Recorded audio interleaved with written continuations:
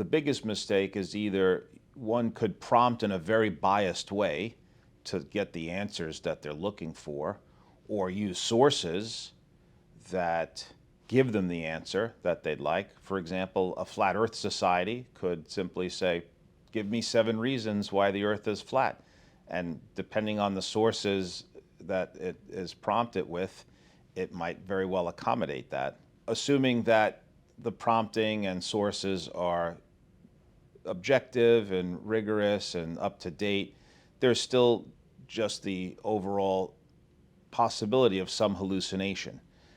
And that's because there's a lot of nuance in certain fields. There's things easily confused, and AI can get that wrong. And so that's where validators need to come in and make sure that it was true.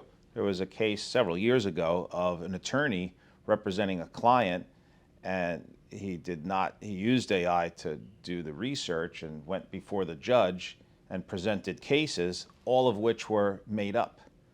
So the judge said, these cases aren't real. Where'd you get this? Quite an embarrassment for that attorney.